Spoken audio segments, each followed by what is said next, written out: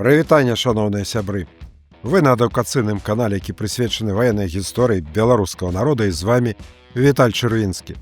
Шчыра дзякую вам за падтрымку гэтага праекта, за падабайкі, каментарі, падпіскі, спонсорства і фундатарства. Не спыняемся, наперадзе яшчэ шмат працы. Дарэчы, з'явіўся яшчэ адзін спосаб матэрыяльна падтрымліваць гэты праект.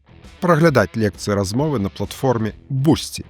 У якасці бонусаў планую размяшчаць там канспекты і лекцыі размову на беларускай і на рускай мовах, бо каму і спатрэбіцца. Спасылка на Boosty аккаунт канала пад ролікам. Сёння мы працягваем вывучэнне адной з самых жахлівых і крывавых падзеяў на зямлі Беларусі – вайны паміж Маскоўскай дзяржавай і Рэччу Паспалітай 1654-1667 гадоў. Гэта лекцыя размова прысвячаецца вялікаму гетману літоўскаму Паўлу Яну Сапегі, які прыняў гетманскую булаву ў смяротна небяспечны час для айчыны на другі год вайны. Неардынарная асоба ў нашай гісторыі, годная, каб заняць месца ў пачэсным шэрагу знакамітых палкаводцаў і военачальнікаў зямлі беларускай. Дарэчы, шматлікія прадстаўнікі магнацкага роду Сапегаў добра праявілі сябе ў вайсковай справе. Некаторыя з іх атрымалі генеральскія званні, у тым ліку ў замежных арміях. Высокім па рангу чынам быў узнагароджаны і родны ўнук героя нашай сённяшняй размовы Ян Казімір Сапега, які сучаснікамі характарызаваўся як храбры воін, але слабы ў вайсковым майстэрстве. Тым не менш, здолеў узняцца на адну з вышэйшых прыступак ваеннай іерархіі. На гэту тэму і тэст для тых, хто хоча стаць свядомым беларусам. Увага! Пытанне. Які ваенны чын меў Ян Казімір Сапега? А. Генералісімус шведскай арміі ў Германіі, Б. Генерал-лейтенант саксонскай арміі, С. Генерал-фельдмаршал расійскай імператарскай арміі, Д. Генерал-фельдмаршал-лейтенант аўстрыйскай арміі. Падумалі, пакумекалі, пакапаліся ў сваіх галовах, абралі варыянты, запомнілі яго. Правільна адказалі ці не, даведайцеся напрыканцы гэтага роліка. Пагналі! Сапегі. Магнацкі род Гербаліс. У Вялікім княстве літоўскім другі па значэнні, пасля радзівілаў. Па паходжанні літвіны-беларусы. Род вядуць ад полацкага баярына Сямёна Сапегі, які ў 1440-е гады займаў пасаду велікакняжацкага пісара. Былі праваслаўнымі, перайшлі ў пратэстанцтва, а ў канцы 16 стагоддзя прынялі каталіцтва. У 18 стагоддзі з'яўляюцца афіцыйныя радаводы Сапегаў, дзе сцвярджаецца пра іх княжацкае паходжанне ад Нарымонта, сына Гедыміна. Менавіта ў гэты час, дзякуючы палітычнай кан'юнктуры, атрымліваюць тытул князёў свяшчэннай рымскай імперыі. Напэўна, важна, каб высокаму тытулу адпавядала і паходжанню. Неяк так. Маюць дзве лініі роду – чарэйска-ружанскую і коданскую. Старэйшая лінія атрымала назву ад тагачасных мястэчак Чарэі, што на Віцебшчыне, цяпер гарадок Чашнінскага раёна, і Ружаны на той момант уваходзілі ў склад Слонімскага павета Наваградскага ваяводства, цяпер гарадскі пасёлак у Пружанскім раёне Берасцейшчыны. Малодшая коданская лінія Сапегаў ад назвы горада Кодань, Кодзень, Берасцейскага павету, цяпер вёска на тэрыторыі Польшчы. Прадстаўнікі роду займалі ў Вялікім княстве літоўскім высокія пасады ваявод і кашталянаў, гетманаў вялікіх і польных, канцлераў і падканцлераў, маршалкаў і старастаў. Акрамя Чарэі, Ружанаў і Кодані валодалі Свіслаччу, Асвеяй, Дрысвятамі, Друяй, Коханавым, Бешанковічамі, Лепелем, Сянном, Зэльвай, Дятлавым, Здзітавым, Бялынічамі, Дуброўнам, Старым і Новым Быхавам, Горамі, Горкамі, Цяцерынам, Круглым, Талачыном, Гальшанамі, Станькавым, Ляхавічамі, Цімкавічамі, Косавым, Смілавічамі, Дукорай, Маладзечына, Высокім, Слонімам і многімі іншымі. Як вам геаграфія? У распараджэнні Сапегаў былі свае крэпасці, гарнізоны, прыватныя войскі. Супернічалі за першынство, прэстыж, эканамічную магутнасць, а таксама палітычны ўплыў з іншымі магнатамі ВКЛ, радзівіламі, пацамі, пацеямі, агінскімі, вішнявецкімі. Нярэдка злоўжывалі сваім высокім становішчам, чым выклікалі незадаволенасць велікалітоўскай шляхты.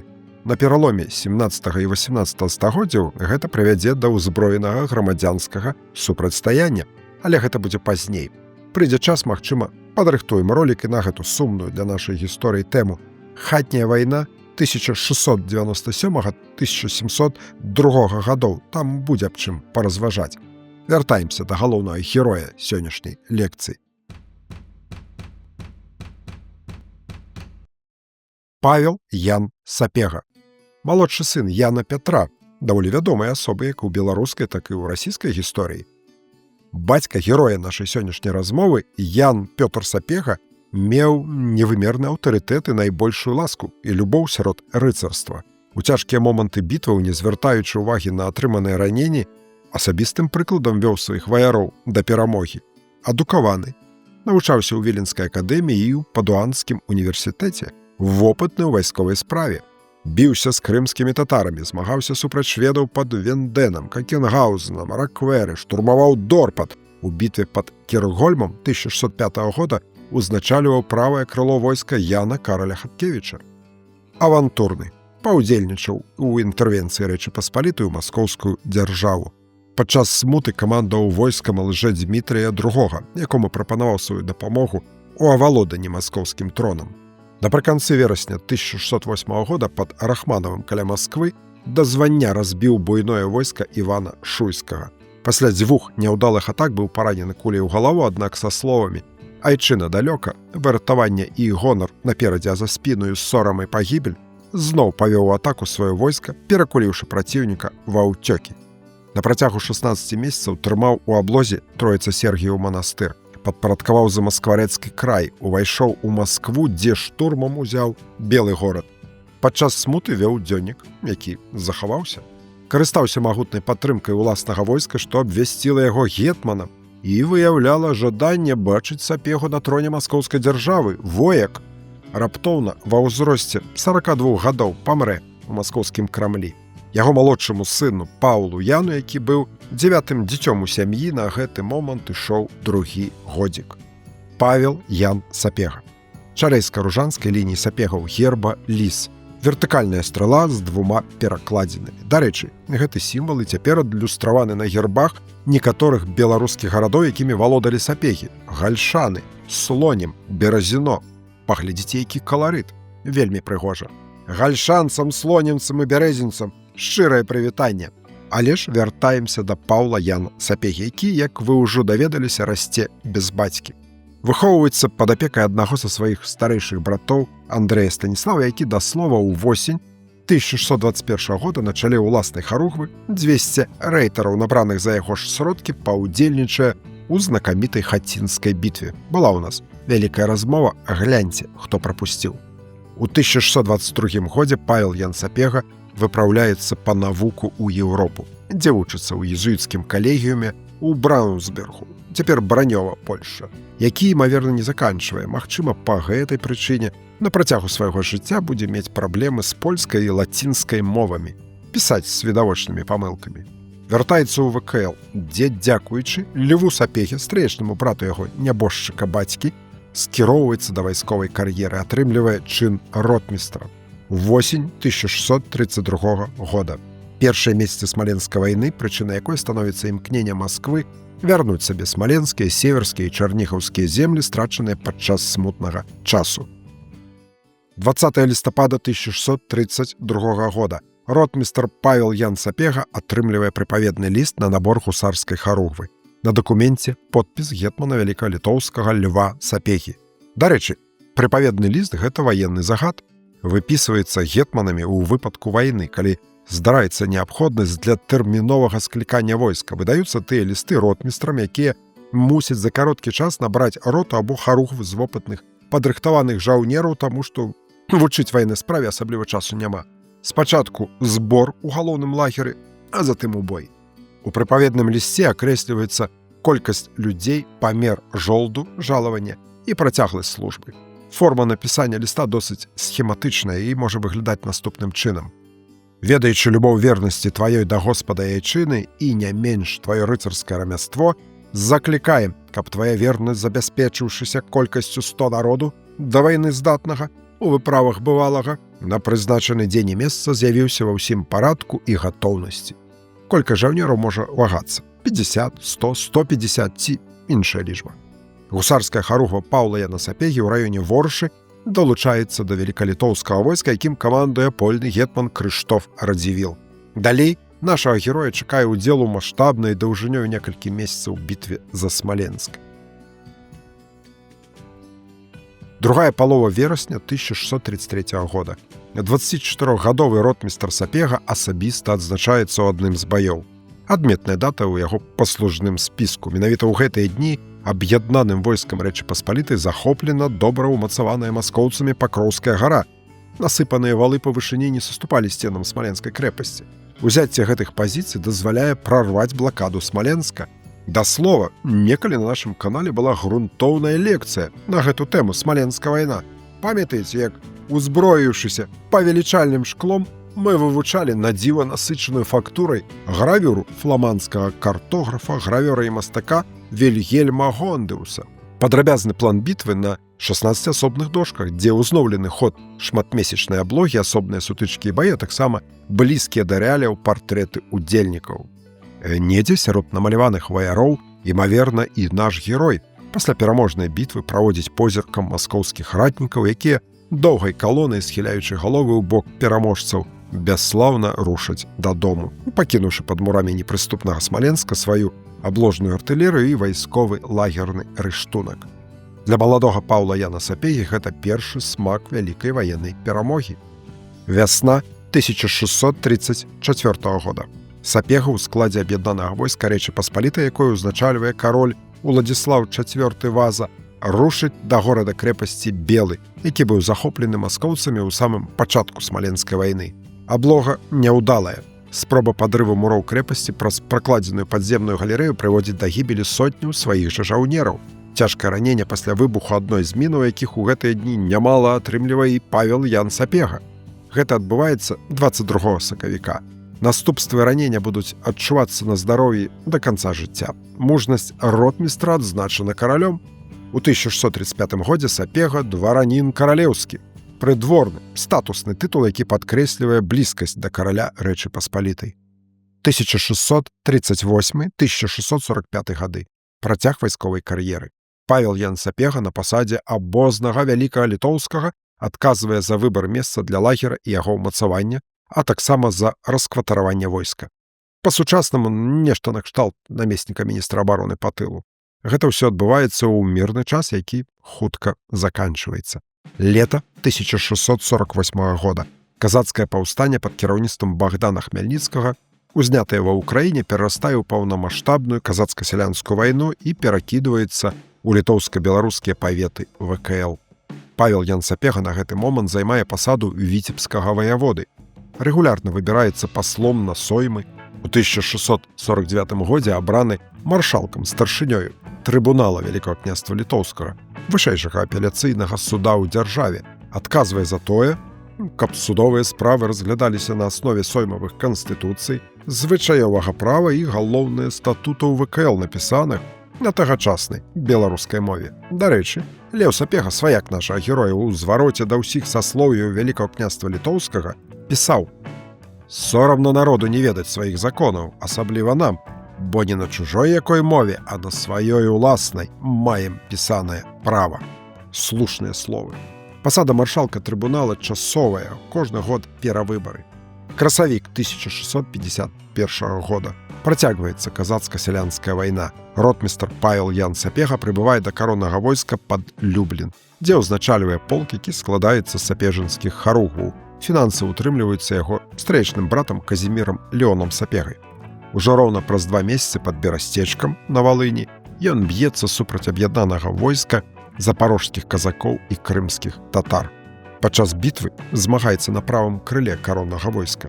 Здольвае ў рашучы момант спыніць татарскую атаку і гэтым разам узнагароджаны каралём, які адзначае ў прывілеі пра Сапегу наступнае: «Заўсёды супраць ворагаў нашых і злучанай з імі татарскай арды, не шкадуючы свайго здароўя і значных дастаткаў сваіх на страту сабе і дагэтуль не перастае аддаваць».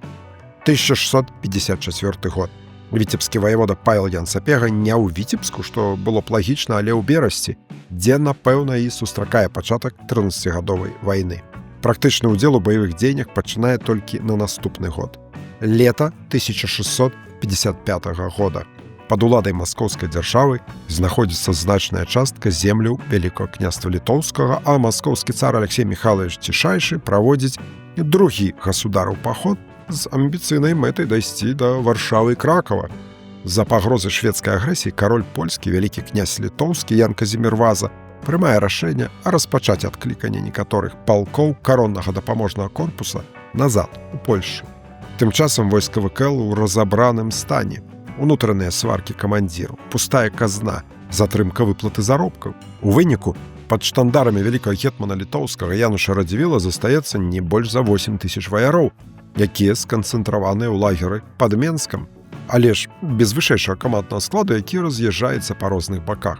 Багуслаў Радзівіл кіруецца ў свой Слуцк, гетманы вялікі і польны едуць у Варшаву, дзе павінен адбыцца надзвычайны сойм, пакідаюць лагер вялікалітоўскага войска і ўсе палкоўнікі.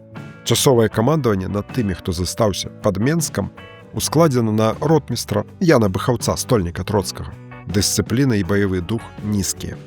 Што робіць у гэты час Павел Ян Сапега?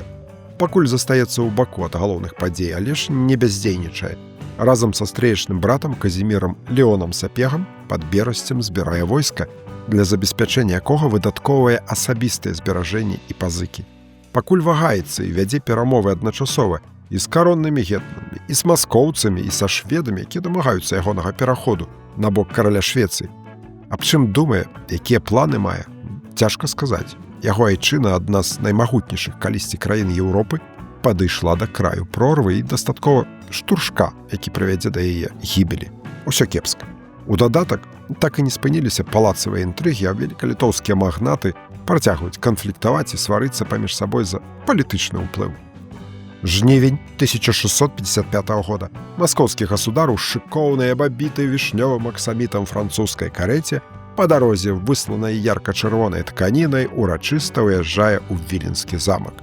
Над сталіцай Вялікага княства дым і попел ад пажараў, якія не спыняліся на працягу 17 дзён. Кароль Рэчы Паспалітай Ян Казімір Ваза ўцякае з Польшы ў Сілезію. Вялікі гетман літоўскі Януш Радзівіл, каб уратаваць Вялікае княства ад канчатковага знішчэння, прымае рашэнне пайсці на ваенна-палітычны хаўрус са Швецыяй. Аддае перавагу шведскай пратэкцыі перад маскоўскай тыраніяй. Цяпер шведскі кароль Карл X Густаў атрымлівае тытул вялікага князя літоўскага, а вялікалітоўскія войскі мусяць перайсці пад шведскае камандаванне. Дагавор, падпісаны ў Кейданах, робіць вялікага гетмана літоўскага ў вачах палякаў ворагам айчыны, а ў дадатак расколвае магнатаў і шляхту ВКЛ. Верасень 1655 года. Цар аб'яўляе аб заканчэнні гасударява пахода. Цяпер засталося дамовіцца са шведскім каралём пра спорныя моманты аб тытулах, пра дэмаркацыйныя лініі, а таксама пра сферы ўплыву. Пацірае рукі з нагоды меркаванага падзелу Рэчы Паспалітай. Памесная конніца, як і год таму назад, распускаецца па дамах на 7 месяцаў, а салдацкія палкі становяцца гарнізонамі ў новых захопленых гарадах ВКЛ. Прадстаўляць царскую ўладу на акупаваных тэрыторыях застаецца баярын Сямён Урусаў, які паходзіць з рода сібірскага хана Кучума. Ён узначальвае свежую раць наўгародскага палка да 7000 чалавек. Атрымлівае царскі загад прайсці рэйдам да Берасця дзеля спусташэння непакорных тэрыторый і падначальвання царскай уладзе паўднёва-заходніх земляў ВКЛ. Урусаў пакідае частку сілаў у Коўне і на чале корпуса 4500 чалавек выпраўляецца на Берасцейшчыну. Верасень 1655 года. Віцебскі ваявода Павел Ян Сапега ў Берасці. Пад ягонай камандай сабрана моцная ўзброеная сіла. Нярэдка ў крыніцах яе называюць групоўкай, дывізіяй ці нават войскам. Не дзіва, да 7000. Матываваныя, гатовыя да перамог на полі боя, доўга чакаць не выпадае. Да непакорнага Берасця ўжо набліжаецца групоўка Сямёна Урусава і Юрыя Барацінскага. Сілы бакоў няроўныя, па прыблізных падліках 7000 супраць 4500 на карысць вялікалітоўскага войска. Сапежанскае войска складаецца з кампутовых аддзелаў рэгулярнага войска ВКЛ, паспалітага рушэння берасцейскага і наваградскага ваяводства, а таксама прыватных атрадаў. Пераважае лёгкая конніца. 25 харугваў узброеных па-казацку, а таксама 14 татарскіх харугваў, мясцовых татар са сваімі камандзірамі Давідам Рыжэўскім, Ахмедам Асановічам, Мустафой Давідам і Мікалаем Барановскімі, Раманам Сенкевічам, Мурадам Малахоўскім і іншымі. Каля 1000 драгунаў, конных пяхотнікаў, падзеленых на 3 эскадроны і роту. Каля 10-15% ад усёй узброенай сілы займае пяхота так званага польскага ці літоўскага тыпу. 3 прыватныя харугвы, 2 гусарскія 220 вершнікаў Паўла Яна Сапегі і Міхала Казіміра Радзівіла і 1 казацкая Казіміра Леона Сапегі. Вось такая агульная карціна. Павел Ян Сапега да слова адзінадушна абраны сваімі жаўнерамі рэгіментарам войска. Патлумачу, што значыць рэгіментар ад лацінскага рэгіментум, кіраванне, камандаванне. Часовы намеснік гетмана, які выконвае свае абавязкі ў час адсутнасці гетмана ў выпадку смерці або палону, мусіць прызначацца каралём. У нашым выпадку спачатку абраны жаўнерамі, а затым ужо па факце зацверджаны Янам Казімірам Вазай. Замест вялікага гетмана літоўскага Януша Радзівіла, які перайшоў пад шведскі пратэктарат.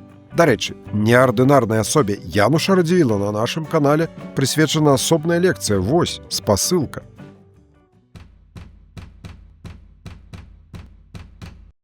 А мы працягваем і вяртаемся пад Берасце, да Паўла Яна Сапегі і да маскоўскіх ваяводаў Урусава і Барацінска, якія на чале 4000 корпуса набліжаюцца да Берасця. Упэўнены, што там іх сустрэнуць калі не з кветкамі, то як мінімум без сур'ёзнага супраціву. Тым больш маюць інфармацыю, што нядаўна Сапегу ў Берасці наведаў фаварыт маскоўскага цара Фёдор Рцішчаў з прапановай прыняцця царскай прысягі. Нават грамату падпісалі аб замірэнні. Дарэчы, Сапега не прагне узброенага сутыкнення, хоча дамовіцца праз дыпламатыю, адпраўляе да Урусава перамоўшчыкаў, але марная справа. Маскоўскі ваявода жадае размаўляць аб умовах міра з Сапегам пасля таго, як захопіць Берасце. 23 лістапада 1655 года, раніца.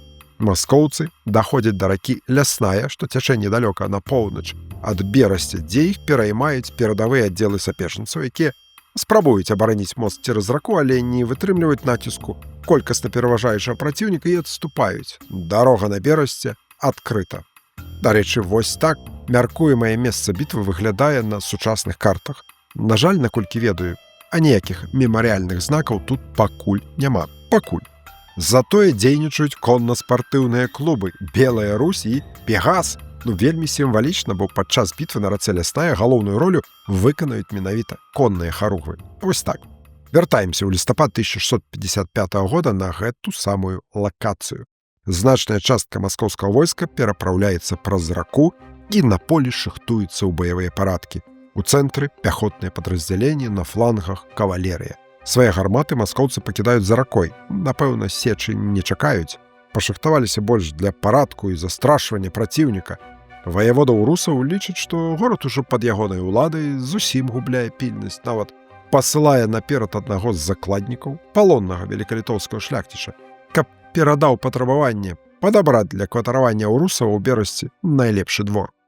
Але ранішні туман хутка сыходзіць, і перад здзіўленымі маскоўцамі адкрываецца карціна маслам.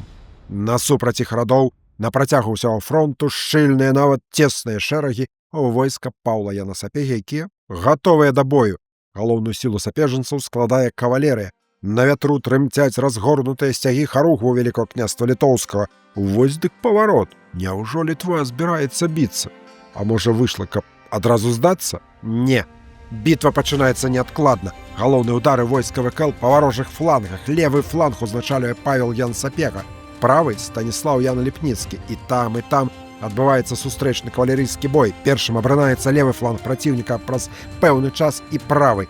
Маскоўскія вершнікі ратуюць сваё жыццё, кідаючыся ў рэчку Лясная, а велікалітоўскія конныя харугвы з тылу б'юць па маскоўскай пяхоце з мэтай знішчэння. Высечы ў пень не атрымліваецца. Значная частка ратнікаў праціўніка здольвае адбіцца і ўцячы за раку, дзе іх чакаюць маскоўскія ваяводы Урусаў і Барацінскі, якія асабіста ў сечы не ўдзельнічаюць. Цудоўнае выратаванне адбываецца ў тым ліку дзякуючы дзеянням шатландца на маскоўскай службе палкоўніка Марціна Карміхеля, які арганізоўвае агонь батарэі гарматаў, што засталіся на супрацьлеглым беразе. Ды не проста арганізоўвае, але самастойна па чарзе наводзіць кожную з гарматаў. Менавіта трапная стральба па сапежанскім харугвам дазваляе рэшткам войска праціўніка пераправіцца праз раку і далучыцца да сваіх галоўных сілаў. Маскоўцы цудам уратоўваюць гасудараў сцяг, а вось крыж з часціцай жыватворчага крыжа, які цар Алексей Михайлович Цішайшы перадаў перад паходам наўгародскаму палку, не. Максім Нашчокін, які адказвае за захаванне гэтага крыжа, паранены і пабіты, а каштоўны трафей у яго адабраны і дастаўлены Паўлу Яну Сапегі. Дарэчы, на працягу года Масква будзе прасіць Сапегу вярнуць царскі крыж і даб'ецца свайго. У кастрычніку 1656 года пасля перамоваў Сапега перадасць крыж прадстаўніку маскоўскай дзяржавы майору Даніле Ільфаву. Думаю, што не за проста так. Ноч спыняе бітву. Трэба аддаць належнае камандаванню маскоўскага войска, каб прадухіліць абыход сапежанцамі з флангаў. За ноч спаліваюцца ўсе бліжэйшыя пераправы, акрамя таго моста, што перад фронтам. Наступны дзень, 24 лістапада, пачынаецца з артылерыйскіх дуэляў. Па загаду Яна Паўла Сапегі з Берасці прывозяць гарматы, якія былі на ўзбраенні гарнізона, уладкоўваюць іх на падрыхтаваных за ноч пазіцыях і пачынаюць перастрэлку з маскоўскімі гарматнымі разлікамі. Адным з трапных стрэлаў смяротна паранены палкоўнік Марцін Карміхель. На гэтым артылерыйская дуэль завершана. У царскага войска няма каму прафесійна навадзіць гарматы. У русаў просяць Сапегу аб часовым замірэнні, каб сабраць целы забітых. Праз некаторы час бітва працягваецца. На другім беразе рэчкі лясная сапежанцы захопліваюць мост і атакуюць лагер маскоўцаў у раёне скокаў. І гэтым разам, як і днём раней, баі спыняюцца з надыходам цемры. Апошнія дні осені, пасля 18 гадзіны ўжо цёмна. Павел Ян Сапега, упэўнены ў канчатковым поспеху, дасылае ганца да Багуслава Радзівіла, які ўжо гатовы быў рушыць са сваімі харугвамі на дапамогу, што «Дзякуй, справіўся сам, маскоўцы разбіты».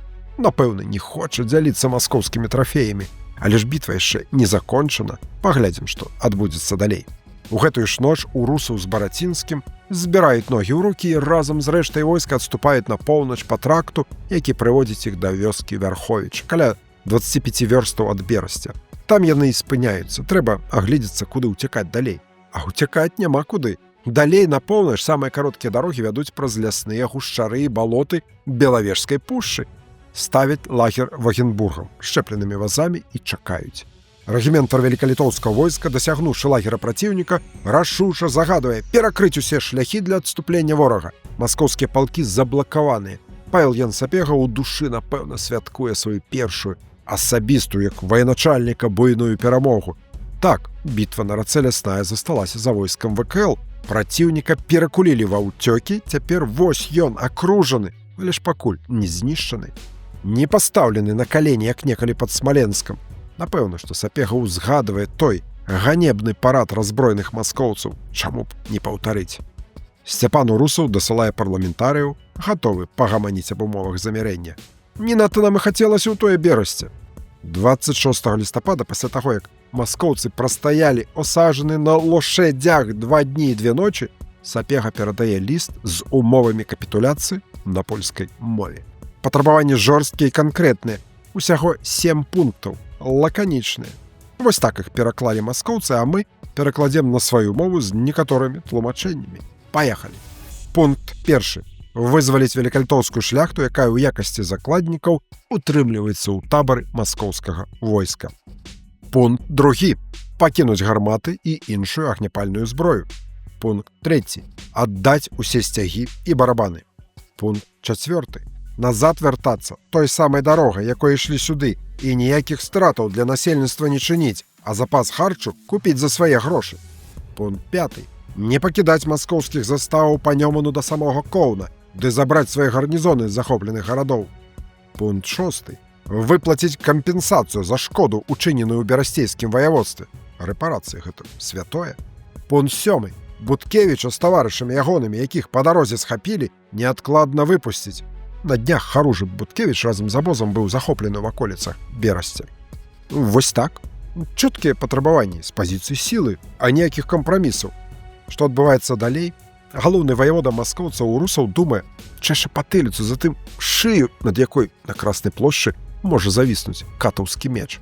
Цягне час, а затым пад націскам сваіх падначаленых адмаўляецца ад такіх ганебных для Масквы умоваў капітуляцыі. 27 лістапада 1655 года Павел Ян Сапега і яго жаўнеры падзабыліся на пільнасць, не чакаюць удару праціўніка, які, як ім здаецца, загнаны ў кут і не мае іншага выйсця, як капітуляваць. Спачатку па табору праціўніка пачынае працу велікалітоўская артылерыя, шыхтуецца да штурму варожага лагеру пехота. Але раптам адбываецца нечаканая, нават нахабная атака маскоўцаў. Праціўнік арганізавана выскоквае з прыадчыненых праёмаў Вагенбурга і наносіць удар. Гэтыя дзеянні прыносяць неймаверны вынік. Па меркаванні расійскага гісторыка Олега Курбатова, які вывучаў гэту тэму, бітва доўжыцца 10 хвілін. Гэтага часу хапае, каб перакуліць сапежанцаў, якія кідаюцца на ўцёкі. Бывае і так. Працытуем адпіску боярина Урусова цару Алексею Михайловичу Тишайшему.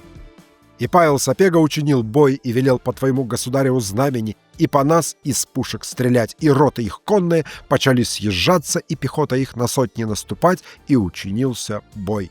И товарищ мой, князь Юрий Боротинский, с полком скочил на гусарскую роту, а я, холоп твой Сенко, Семен Урусов, своим полком на роты и на пехоту, и милостью государь Божию гетмана Павла Сапегу и польских людей побили на голову, а самого государь Сапегу с лошади сбили и отвалялся пеш болотом к ночи, а брата его, Яна Сапегу, под старосту Молчевского убили, а гусар-государь и венгерскую пехоту и с начальными людьми из пушкарей всех посекли. Да взято, государь, на бою 4 пушки, что у них было, и с пушечным запасом, до 28 знамен, до 36 литавры и барабаны. Дарэчы, трафейныя сцягі, пра якія дакладваў цару Урусаў, чамусьці цару не адпраўляюць, а пішуць, што пакінулі сабе. А знамёна, государь, кои взяты на боях, и из тех выборов мы, холопы твои, лучше оставили у себя, да литавры, государь, которые пойманы на боях выборов, взяли.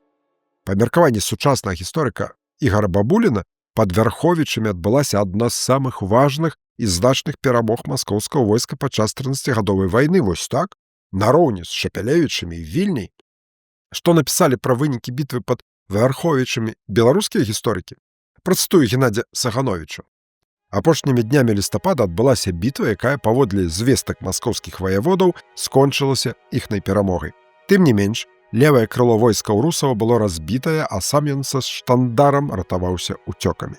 Пасля гэтай бітвы Урусаў і Барацінскі адступалі па цяжкай дарозе праз Белавежскую пушчу. Каля новага двара пры выхадзе з пушчы нейкую частку іх войска яшчэ разбіла лідская, ваўкавыская і гарадзенская шляхта на чале з Янам Кунцевічам, берасцейскім ваяводам. Насамрэч імя Кунцевіча Якуб Тэадор. Пабітыя царскія палкі пайшлі на Слонім і адтуль вярнуліся ў Вільню. Канец цытаты. Пра бой каля новага двара ў паслужным спісе сотніка Івана Кушалева, які служыў у палку Юрыя Барацінскага, дакумент датаваны снежнем 1655 года, напісана: «Под новым двором на переправе с литовскими людьми был бой, и на том бою я, Иван, и сотни мои дворяне и дети боярские государю служили и с литовскими людьми билися явственно». Кропка. Расійскі гісторык Олег Курбатов распавядае, што маскоўцы, праходзячы балота па гаці, шырынёю ў аднаго коня трапілі ў засаду, якую зладзіла ваўкавыская шляхта. Ён жа піша ў адной са сваіх прац, што калі Урусаў вяртаўся з-пад Вярховічаў, то сустрэўся з ваяводам Якубам Кунцевічам, правильно, Кунцевіч, і ротмістрамі, якія прынеслі прысягу цару. Але ж ваявода Семён Урусаў пісаў цару, што тая прысяга адбылася значна раней, яшчэ да бітвы на рацэ Лясная. Дзе праўда? І да слова, хто такі той Ян Сапега, які, па словах Урусаў, загінуў у бітве пры Вярховічах, інфармацыі я не знайшоў. Так, у Паўла Яна Сапегі быў родны брат Ян, але ён памёр у 1629 годзе, за 26 гадоў да апісаных падзей. Магчыма, размова ішла пра Яна Фредэрыка Сапегу, які прысутнічаў у гэты час у раёне Вярховічаў. Нават вёў перамовы з маскоўцамі, але ж, па-першае, ён не брат Паўла Яна, а далёкі сваяк коданскай лініі Сапегу, па-другое, у бітве не ўдзельнічаў. Тым больш не мог у ёй загінуць, памрэ ў 1664 годзе. Дапускаем, што Урусаў, каб павялічыць у вачах цара свае заслугі, тое-сёе выдумаў. У тым ліку і пра Паўла Яна Сапегу, якога с лошади сбили и отвалялся пеш болотом к ночи. Імаверныя лічбы забітых велікалітоўскіх жаўнераў да 1000 чалавек узятыя са столі. Але іншых дакладных лічбаў, акрамя гэтых, прадстаўленых маскоўскім бокам, пакуль не маем. Цікава, што пазней усплывуць дзіўныя падрабязнасці паводзінаў у русаў падчас бітвы пад Вярховічамі. Некалькі дваранаў навагародскага палка дабяруцца да Масквы, да разраднага прыказа і складуць вялікую чалабітную па шматлікім пунктам з прэтэнзіямі да Сямёна Урусава. Дык вось, па ўспамінах відавочцаў, царскі ваявода непасрэдна перад боем, чакаючы штурма сапежанцаў, не рыхтаваў сваіх ратнікаў да бітвы, але катаўся на кані з драўляным кіёчкам, шаблю некуды схаваў, і звяртаўся да дваранаў, якія рыхтаваліся дорага аддаць свае жыцці. «Шкада мне вас заб'юць, а мне нічога не будзе». А калі ўсё адбылося, то напісаў цару адпіску, якую я вам вышэй працытаваў. Дарэчы, Олег Курбату, які падзяліўся гэтай фактурай на канале «Забытыя пабеды рускай арміі», можна глянуць, абяцаў бліжэйшым часам кнігу пра бітву пад Вярховічам, дзе будзе шмат новых фактаў. Чакаем. Упэўнены, што ў новай працы будзе і бітва на рацэ Лясная. Тым больш Курбату ў сваёй кнізе, прысвечанай 30гадовай вайне, асобна аддзяліў згаданыя вышэй падзеі на дзве асобныя бітвы. Разгром маскоўскага войска ў бітве пад Берасцем, згодна беларускай гістарыяграфіі, бітва на рацэ Лясная, і паражэнне войска Сапегі ў бітве пад Вярховічамі. Што маем урэшце? Галоўны відавочны вынік абодвух гэтых бітваў. Павел Ян Сапега адстаяў Берасце, паказаўшы ворагу зусім нясточаныя кіпцюры і зубы. Імаверна, што не хапіла вопыту, каб скарыстацца зручным момантам і цалкам знішчыць войска праціўніка, але ж абудзіў у сэрцах патрыётаў Вялікага княства надзею на вызваленне ад варожага нашэсця. Не ўсё яшчэ згублена. Змагаемся далей. Як бачым, у ВКЛ з'яўляецца новы ваенны правадыр, гатовы весці за сабой да перамог. Каб пад Вярховічамі адбыўся такі разгром сапежанцу, як апісаў гэта ў сваім данясенні цару маскоўскі ваявода Урусаў, то наўрад ці пасля буйнога паражэння да войска Паўла Яна Сапегі працягвалі бы далучацца новыя і новыя ваяры, яшчэ цэлымі аддзеламі ды харугвамі. Пачатак 1656 года. Пад даводствам віцебскага ваявода ўжо больш за 12 000 жаўнераў. Частку свайго войска Сапега выпраўляе на Тыкоцін, дзе засеў Януш Радзівіл. Другую частку вядзе на Падляшша, дзе займае горад Бельск. Адмаўляецца выканаць загад караля Рэчы Паспалітай Яна Казіміра Вазы, які піша да Сапегі, каб той рушыў з усімі сіламі ў Польшу, да Сандаміра. Высылае туды толькі 2000 корпус. Не выключае, што Сапега, які прагне пасады вялікага гетмана, такім чынам дае зразумець Яну Казіміру, што будзе булава, будзе і дапамога. Некаторыя гісторыкі нават намякаюць на шантаж з боку віцебскага ваяводы. Мо і так? Сярэдзіна лютага 1656 года Павел Ян Сапега нарэшце атрымлівае булаву вялікага гетмана літоўскага і тытул віленскага ваяводы. Цяпер ён афіцыйна першы сярод першых у вялікім княстве. Сакавік 1656 года Сапега вядзе сваё войска на дапамогу палякам, якія захлынаюцца ў крывавым шведскім патопе. Спыняецца пад Сандамірам, які бярэ ў аблогу. Бараніць Польшу мусіць і дывізія польнага гетмана літоўскага Вінцэнта Гасеўскага, другая частка войска у ВКЛ. Красавік 1656 года штурмам вызвалены ад шведаў горад Люблін. Больш за месяц Сапега трымае ў аблозе Варшаву, дзе зачыніўся фельдмаршал Вітанберг з 5000 нямецкіх і шведскіх жаўнераў. Ліпень 1656 года сапежанцы у складзе аб'яднанага польска-літоўскага войска б'юцца за Варшаву. Б'юцца супраць войскаў шведскага караля і бранденбургскага курфюста. Падчас адной з контратак Павел Ян Сапега падае з каня і ламае нагу. У вялікалітоўскіх аддзелах велічэзныя страты. На жаль, праліваюць кроў у далечыні ад айчыны, землі якой пад уладай Масквы, але ж і Рэч Паспалітая гэта таксама іх дзяржава, саюзная. Трэба бараніць, калі прыйшла бяда. Варшаву не ўтрымліваюць, здаюць шведам, на вайне як на вайне. Перамогі чаргуюцца з паражэннямі. Лістапад 1656 года. Пад Вільняй, паміж маскоўскай дзяржавай і Рэчы Паспалітай, падпісваецца пагадненне аб спыненні ваенных дзеянняў і сумеснай барацьбе супраць шведаў. Віленскае перамір'е дае шанец Рэчы Паспалітай прыпыніць сваё разбурэнне. Пачатак 1657 года. Нарэшце сапежанцы вяртаюцца ў ВКЛ. Вялікі гетман літоўскі працягвае папаўняць сваё войска. Гэтым разам да яго далучаюцца рэшты берасцейскай і пінскай шляхты.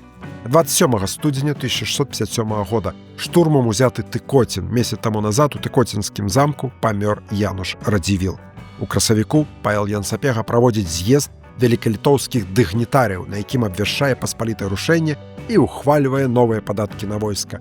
Ва універсале 2 траўня 1657 года заяўляе: Іду супраць непрыяцеля, і тое чыніць буду, чаго абарона захавання хвалы і вольнасці шляхецкай патрабуе. У чарговы раз па просьбе караля вымушаны ратаваць Польшу, дзе за нявыплаты жалаванняў збунтавалася войска. Толькі дывізія Стэфана Чарнецкага гатовая змагацца да канца. Дарэчы, Стэфан Чарнецкі трохі пазней моцна дапаможа вызваленню Вялікага княства літоўскага з-пад маскоўскай улады. Сапега б'ецца з ворагам у Прусіі, затым адводзіць сваё войска на Падляшша, пасля вяртаецца пад Берасце. Вясна 1657 года. Новая бяда. Аб'яднаныя сілы шведаў, трансільванцаў і запарожскіх казакоў захопліваюць Берасце. Берасцейскі павет няшчадна рабуецца новымі акупантамі. Акупацыю Берасця шведскай кааліцыі спрабуе выкарыстаць маскоўскі цар Алексей Михайлович. Ён прапануе літоўскім гетманам Сапегі і Гасеўскаму перайсці да яго на службу разам са сваімі дывізіямі, абяцае поўнае фінансавае забеспячэнне. У адказ атрымлівае адмову. Акупацыя Берасці працягваецца трохі больш за 2 месяцы. У ліпені 1657 года ў горад амаль без боя заходзяць аддзелы вялікалітоўскага войска. 1658 год. Віленскае перамір'е паміж Рэччу Паспалітай і маскоўскай дзяржавай трымаецца на тоненькай нітачцы, якая вось-вось парвецца. Кастрычнік 1658 года.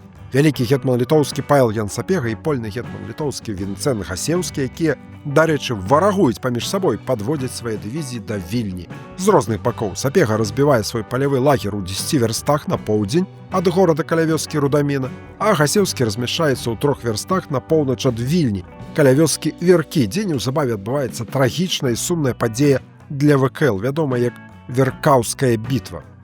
Маскоўскі ваёвода Юрый Долгарукі наносіць нечаканы удар па лагеру Гасеўскага, разбівае яго, а самога захоплівае ў палон. Дывізія Паўла Яна Сапегі не ідзе на дапамогу, бо не паспявае. Сучаснікі абвінавачваюць Сапегу у тым, што свядома не пайшоў дапамагчы палявому гетману. Не факт, але дыму без агня не бывае. Вялікі гетман літоўскі адступае з-пад Вільні ў бок Навагародка. Шкада, бо вызваленне сталіцы Вялікага княства літоўскага магло стаць адным з рашаючых фактараў карэннага пералому ў вайне. Але Сапегі у ВКЛ працягваюць верыць. Да яго войска масава далучаюцца новыя жаўнеры, гэтым разам шляхта і мяшчане Гарадзеншчыны. Вызвалены Навагародак. Сакавік 1659 года. Павел Ян Сапега пасля 5-месячнай блакады заходзіць у Гародню. Пасля чаго вялікі гетман літоўскі па загаду караля Рэчы Паспалітай зноў вымушаны пакінуць сваю краіну. Выпраўляецца ў Курляндыю, біцца супраць шведскага фельдмаршала Дугласа, а тым часам у Вялікім княстве літоўскім гаспадараць карныя экспедыцыі маскоўскіх ваяводаў з мэтай вернуць пад государеву руку изменившие города. Снежень 1659 года. Моцнае войска Івана Хаванскага захоплівае Гародню, горад, які вясной быў вызвалены Сапегам, а цяпер ізноў пад чужынскай уладай. З заваяванай Гародні маскоўскі ваявода выпраўляецца ў бок Берасця. Надзіва прыгожы горад. Другім пасля Вільні атрымаў УВКЛ Магдебургскае права. Тут была адкрыта першая на тэрыторыі сучаснай Беларусі друкарня, дзе была выдадзена берасцейская Біблія. Менавіта ў Берасці ў 1588 годзе канцлер ВКЛ Леў Сапега скончыў сваю працу над 3-й рэдакцыяй статута Вялікага княства літоўскага. Студзень 1660 года. Маскоўскі ваявода Іван Хаванскі ў выніку начнога штурма захоплівае берасцейскі замак, пасля чаго Берасце зруйнавана да апошняга будынка, спалена і ў невыч абрынута. Правяду некалькі сказаў з рапорта аўстрыйскага капітана Резенштейна, які быў на той час у пасольстве ў Берасці. Што датычыць паводзін маскавітаў, я пераканаўся амаль на свае вочы, што яны супраць сваіх непрыяцеляў забойствамі, пажарамі і вогнішчамі ваююць. Апошнія смаркачы з маскоўскага войска не прабачаюць ні гарадам, ні замкам, ні вёскам, але ўсіх жыхароў без розніцы, жанчын, мужчын, шляхту, не шляхту, дарослых і малых, нават немаўлят пры грудзях у гэтым горадзе ў Берасці і ў замку бязлітасна пазабівалі. Некаторым рукі і ногі звязалі і жыўцом пяклі. Некаторым кіямі і корбачамі на смерць біць загадвалі. І сапраўды, каля 1700 трупаў, гэта значыць галоў, выцягнутых з замку, пакрытых саломай і не пахаваных яшчэ, перад нашым ад'ездам ляжала. Кароль Рэчы Паспалітай дакарае вялікага гетмана літоўскага за неналежную гатоўнасць муроў берасцейскай крэпасці да абароны. Быў незавершаны рамонт аднаго з участкаў, што дазволіла праціўніку яе лёгка захапіць. Тут не абышлося і без злачыннай самаўпэўненасці берасцейскай залогі гарнізона і мясцовай шляхты, якая аддавалася больш забавам, п'янкам, станцыямі, чым падрыхтоўцы да абароны. Гэтым і скарыстоўваецца Іван Хаванскі. Павел Ян Сапега, напэўна, праз усё далейшае жыццё будзе адчуваць віну за ахвяры Берасці. Недарэмна ў сваім тэстаменце перад смерцю ён напіша, каб яго цела пахавалі менавіта ў берасцейскім касцёле дамініканцаў, якому ахвяруе 80 000 злотых, каб манахі маліліся за яго і за душы забітых на фартэцы берасцейскай праз Маскву. Вось такая трагічная старонка ў гісторыі Берасця і асабістай біяграфіі нашага героя. Вясна 1660 года. Хаванскі ламае зубы аб муры Ляхавіцкага замка і не свіжа, не можа захапіць слуцкую цвярдыню, але ж здолевае ўзяць пад кантроль амаль усю паўднёва-заходнюю Літву, Беларусь. Дарэчы, Ляхавічы належаць Паўлу Яну Сапегі. Што тым часам робіць вялікі гетман літоўскі? Нарэшце вяртаецца з Курлянды, але пакуль не ў Вялікае княства Літоўскае, а на Падляшша, Польша. 3 траўня 1660 года. Рэч Паспалітай Швецыя спыняюць вайну паміж сабой. Крывавы патоп сыходзіць з польскіх земляў. Падпісваецца Аліўскі мірны дагавор. Нарэшце можна кінуць усе сілы на вызваленне захопленых земляў ВКЛ. Але не ўсё так проста. За нявыплаты каралеўскім дваром жалавання ў войску ВКЛ створана чарговая вайсковая канфедэрацыя на чале з Самуілам Кміцічам, дарэчы, падтрыманая вялікім гетманам літоўскім Паўлам Янам Сапегам, які ў знак пратэсту гатовы нават адмовіцца ад гетманскай булавы.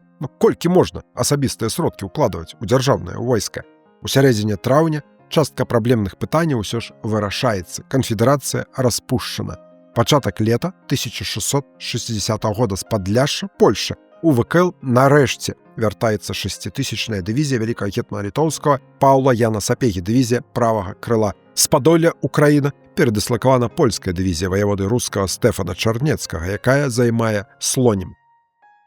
Дывізія левага крыла на чале з абозным вялікім Міхалам Пацам, польны гетман Гасеўскі ў маскоўскім палоне. Дык вось, дывізія левага крыла бярэ ў аблогу Вільню. 28 чэрвеня 1660 года ў бітве каля вёскі Палонка, што на Берасцейшчыне 40 кіламетраў на паўночны захад ад Ляхавічаў, аб'яднаныя сілы ВКЛ і кароны ўсяго за 3 гадзіны спляжваюць непераможнае датулю войска Івана Хаванскага. Сапега наперадзе ў самым эпіцэнтры сечы, пад ім гіне конь. Ратуючы гетмана, аддае свайго каня і развітваецца з жыццём шведскі афіцэр Зас, пасечаны шаблямі маскоўцаў. Вось такая павага да свайго камандзіра.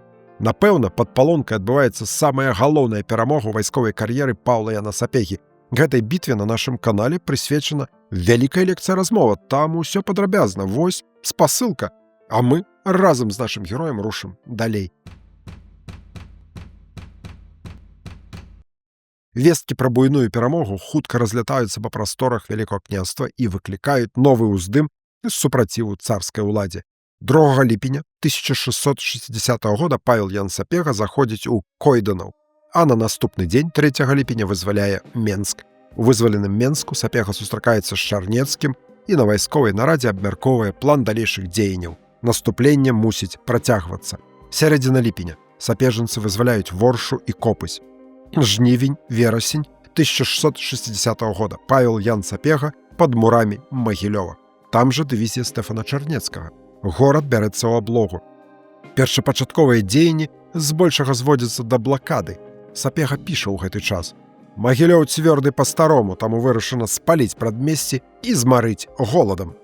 Пушчаны дымам гарадскія прадмесці і заблакаваныя шляхі для дастаўкі харчу. Адна з распаўсюджаных спробаў вымусіць гарнізон капітуляваць без крыві. Мінулым разам у лекцыі пра магілёўскае паўстанне узгадвалі гэтыя падзеі. Аблогу Магілёва не будзем паўтарацца. На дапамогу царскаму гарнізону Магілёва з-пад Смаленска выпраўляецца войска баярына князя Юрыя Далгарукага, які мусіць злучыцца з сіламі Івана Хаванскага і Івана Залатарэнкі. Не чакаючы, пакуль вораг аб'яднаецца, Сапега разам з Чарнецкім вядуць сваё аб'яднанае войска на сустрач Далгарукаму. 8 кастрычніка 1660 года каля Чавусаў на рацэ Бася адбываецца бітва, у якой вырашаецца лёс Магілёва, стратэгічна важнага горада Літвы, Беларусі. Сапега падчас гэтай сечы б'ецца ў цэнтры. Вялікія страты нясе сапежанская пяхота, як напіша сучаснік тых падзей Веспасіян Кахоўскі. У брода ракі апынулася такая маса трупаў, што рака была імі забіта, і вада паднялася ажно на 8 цаляў, гэта каля 20 сантыметраў. Жыццё ваяводы Сапегі, калі пад ім ад цяжкай раны паваліўся конь, вісела на валаску. Поле бітвы застаецца за аб'яднанымі сіламі сапегі, але рашучай перамогі дасягнуць не атрымліваецца. Канец кастрычніка 1660 года. У буйным баі пад Талачынам вялікі гетман літоўскі Сапега спачатку разбівае перадавы атрад войска князя Івана Хаванскага, які ішоў на злучэнне з Даўгарукавым, а затым разам з Чарнецкім гоніць групоўку Хаванска ажно да Полацка, добрые пашматаўшы. Лістапад 1660 года. Павел Ян Сапега дасылае да царскага ваяводы Юрыя Долгарукава, які пакуль знаходзіцца пад Магілёвам, ганца з прапановай заключыць часовае на 8 тыдняў перамір'е. Прапанова прынятая. 1661 год пачынаецца з добрых вестак з Магілёва. Горад самавызваляецца з-пад маскоўскай улады, не чакаючы дапамогі велікалітоўскіх войскаў. Вайна працягваецца. Павел Ян Сапега моцна хварэе. Імаверна, узгадваюць пра сябе раненні, атрыманыя падчас бітваў. Верасень 1661 года. Чарговыя вялікія праблемы ў войску ВКЛ.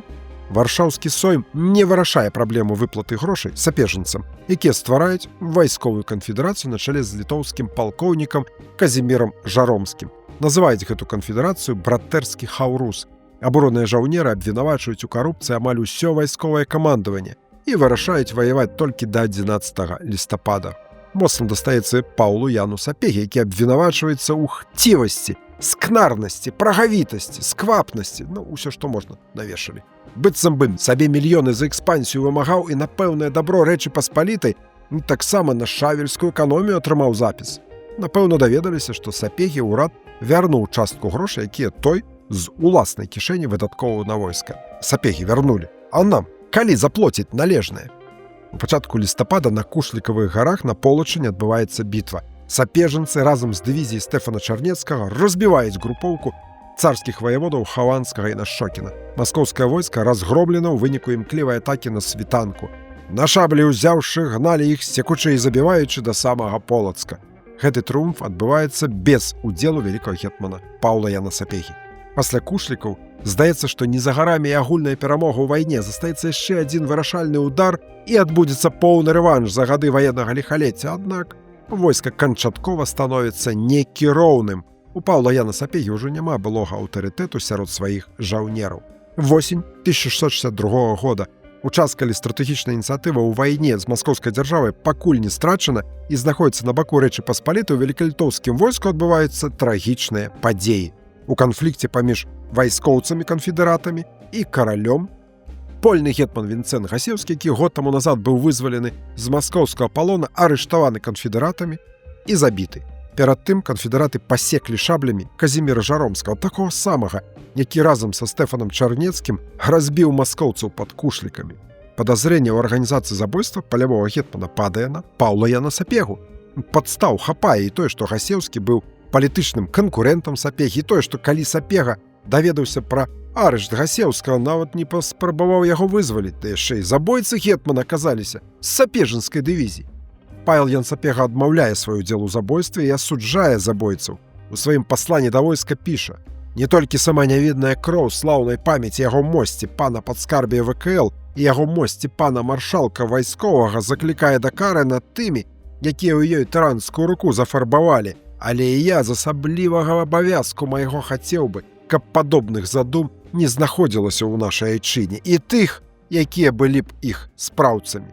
Жнівень 1663 года. Пасля роспуску канфедэрацыі войска нарэшце атрымала грошы. Павел Ян Сапега зноў узначальвае дывізію. Аднак па-ранейшаму велікалітоўскае войска раз'яднана на дзве часткі. Кароль Рэчы Паспалітай насуперак жаданню вялікага гетмана літоўскага Паўла Яна Сапегі, які знаходзіцца ў апазіцыі да каралеўскага двара, прызначае польным гетманам Міхала Паца, палітычнага праціўніка Сапег і Радзівілаў. Павел Ян Сапега пакутуе на хваробу, з-за якой перадае камандаванне сваёй дывізіі палявому пісару, дасведчанаму военачальніку Александру Палубінскаму. Больш ніколі вялікі гетман літоўскі не павядзе сваіх жаўнераў у атаку.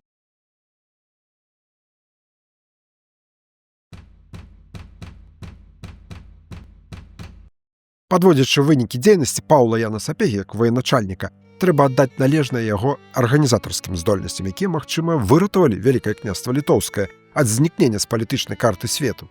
Сапега не проста здолеў сабраць пад свае штандары моцную ваенную сілу, укладваючы ў гэту справу агромністыя асабістыя сродкі, але ж запаліў у сэрцах жаўнераў веру ў перамогу над ворагам. У найцяжэйшы для краіны час стварыў новае велікалітоўскае войска. Так, не без праблемаў. З-за канфлікту з каралём Рэчы Паспалітай і асабістых амбіцый у яго не атрымалася аб'яднаць пад сваёй уладай абедзве велікалітоўскія дывізіі, якія збольшага дзейнічалі паасобку. І гэта вялікі недахоп галоўнакамандуючага войскамі краіны, які мусіў кіраваць усімі узброенымі сіламі Вялікага княства Літоўскага. Павел Ян Сапега быў не без заганаў, меў прагу да ўлады, не грэбаў прыдворнымі інтрыгамі, было і такое. Але ж падчас бітваў не хаваўся за спінамі сваіх ваяроў, а ўласна вёў іх у бой, быў паранены, перамагаў, цярпеў паражэнні, пасля якіх узнімаўся і рушыў наперад. 30 снежня 1665 года Сапега памірае ў Ружанскім палацы. Вось так выглядае тое месца зараз. Уражвае, нягледзячы на яго пэўную занядбанасць. У пачатку 2000-х гадоў пачалося аднаўленне. Афіцыйна заяўляецца, што рэстаўратары імкнуцца выкарыстоўваць матэрыялы максімальна набліжаныя да аўтэнтычных. Ну, добра, калі так. Сапега памірае ў Ружанскім палацы, не дажыўшы год і месяц да заканчэння 13-гадовай вайны. Завяшчае пахаваць сябе без усялякіх урачыстасцяў у Берасці, у мясцовым касцёле дамініканцаў, але яго воля не будзе выканана. Цела вялікага гетмана літоўскага знойдзе спачыну ў бярозаўскім кляштары картэзіянцаў, побач з іншымі сапегамі. Ды і спачын для цела будзе не вечным, як чакалася. Касцёл у 1832 годзе зачыняць царскія ўлады, у далейшым будынак разбяруць для будаўніцтва царквы і вайсковых казармаў. Да нашага часу захаваюцца толькі фрагменты комплекса, адзін з якіх брама. У 2000-е гады яе адрэстаўруюць, лагічна, гэта ж сімвал Бярозы, горада Брэсцкай вобласці. На гарадскім гербе выява той самай брамы кляштара, вельмі стылёва. Месца пахавання Паўла Яна Сапегі будзе разрабавана і знішчана. Але ж пасля руйнавання касцёла, у сутарэннях якога была родавая пахавальня сапегаў, усе знойдзеныя косці перанясуць на мясцовыя каталіцкія могілкі, дзе паўстане вось такая каплічка-стэла. Напэўна, гэта адзінае месца ў Беларусі, дзе спачывае прах прадстаўнікоў магнацкага роду сапегаў. Іх імёны пазначаныя на шыльдзе. Як бачыце, ёсць там і наш Сапега. Будзеце ў тых мясцінах, варта наведаць. Дарэчы, калі ад гэтых могілак праехаць трохі больш за 100 кіламетраў у бок Баранавічу, то каля вёскі Палонка, на месцы палонкаўскай бітвы можна дакарануцца да валуна, усталяванага ўдзячнымі нашчадкамі, з барэльефам аўтараў той слаўнай перамогі Стэфана Чарнецкага і Паўла Яна Сапегі. Вяртаемся да яго асобы. Пакіне 5 сыноў, адзін з якіх, Казімір Ян Павел Сапега, стане вялікім гетманам літоўскім, а адзін з унукаў, Ян Казімір Сапега, атрымае найвышэйшы вайсковы чын адной з замежных дзяржаў. Узгадвайце пытанне тэста для тых, хто хоча стаць свядомым беларусам. Які ваенны чын меў Ян Казімір Сапега? А. Генералісімус шведскай арміі ў Германіі, Б. Генерал-лейтенант саксонскай арміі, С. Генерал-фельдмаршал расійскай імператорскай арміі, Д. Генерал-фельдмаршал лейтенант аўстрыйскай арміі. Разбіраем. Ян Казімір Сапега нейкі перыяд у сваёй біяграфіі паслужыць шведам, але генералісімусам не стане. Гэты чын у 1648 годзе атрымае Карл X Густаў, які пазней стане каралём Швецыі і распачне вайну з Рэччу Паспалітай, якая ўвойдзе ў гісторыю шведскі потоп. Ці паваюе Ян Казімір Сапега на баку Саксоніі? Так. Але чын генерал-лейтенанта саксонскай арміі атрымае яго стрыечны брат. Дарэчы, таксама родны ўнук Паўла Яна Сапегі. Міхал Юзаф Сапега, які паспее зрабіць кар'еру яшчэ і ў велікалітоўскім войску, дзе атрымае чын генерал-лейтенанта кавалерыі. Такім чынам, выкрэсліваем і пункт Б.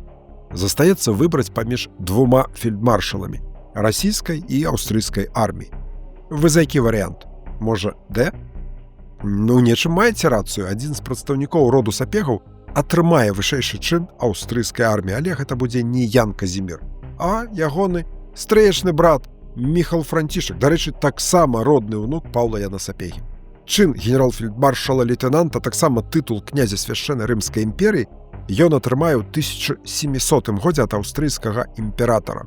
У Вялікім княстве літоўскім зойме пасады канюшага генерала артылерыі літоўская, таксама старасты Ашмянскага. Падчас хатняй грамадзянскай вайны ў ВКЛ будзе камандаваць сапежанскімі войскамі, якія сыдуцца ў крывавым супрацьстаянні з вялікалітоўскай шляхтай. У самым пачатку роліка ўзгадаў пра гэту трагічную для гісторыі Беларусі падзею. Пасля паражэння ў Алькенецкай бітве Міхал Францішак будзе захоплены ў палон і пасечаны шляхецкімі шаблямі. Вось такі фініш яго біяграфіі. Перад тым, як урачыста абвясціць правільны адказ на тэст для тых, хто хоча стаць свядомым беларусам, варта сказаць некалькі слоў пра Яна Казіміра Сапегу, таго самага, чыё імя ў пытанні тэста. Вельмі неадназначная асоба. Існуе непацверджаная версія, што нарадзіўся ў Ляхавічах. Хросны сын Яна Сабескага, караля Рэчы Паспалітай. Стараста Бабруйскі. Трэба адзначыць, што, нягледзячы на асабістую храбрасць, напэўна, дасталася па крыві ад гераічных продкаў, для атрымання высокіх дзяржаўных пасадаў і захавання сваіх зямельных уладанняў неаднаразова мяняў палітычную арыентацыю. Вельмі стракатая гісторыя і зусім не патрыятычная.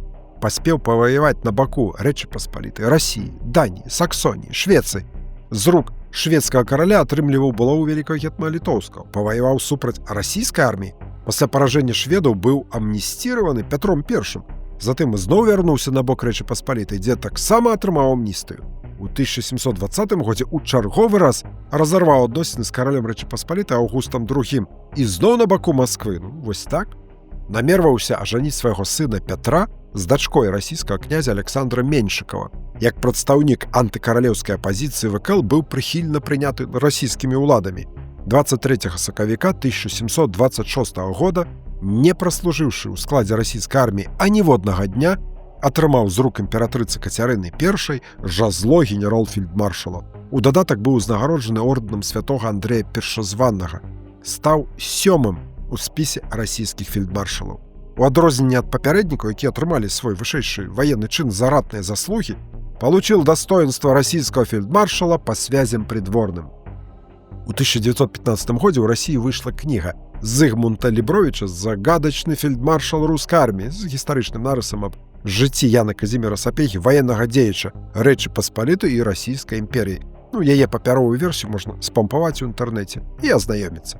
Такім чынам, правільны адказ С. Генерал-фельдмаршал расійскай імператорскай арміі.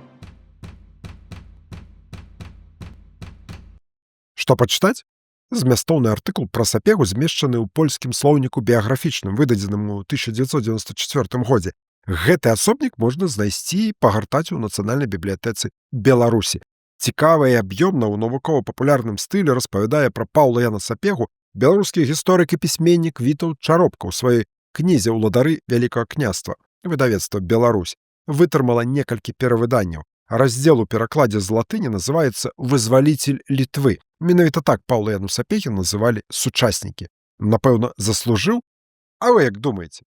Вось і ўсё, мае даражэнькія. Наступным разам планую сустрэцца з вамі на Кушлікавых гарах. Разбяром Кушліцкую бітву 1661 года. Не прапусціце, мусіць быць цікава. Шчырая падзяка гісторыкам, публіцыстам, мастакам, фатографам, усім добрым людзям, чые працы, творы і парады былі выкарыстаныя пры падрыхтоўцы гэтага роліка. Шчыра дзякую усім за ўвагу. Цісніце на званочак, каб своечасова атрымліваць паведамлення пра новы выпуск. Пішыце каментарый, стаўце падабайкі, падпісвайцеся на канал, калі не зрабілі гэтага раней. Дапамагайце гэтаму адукацыйнаму праекту іншым. Зручным для вас чынам, гэта важна. З вами быў Віталь Чарыінскі, гонар маю. Да хуткай сустрэчы!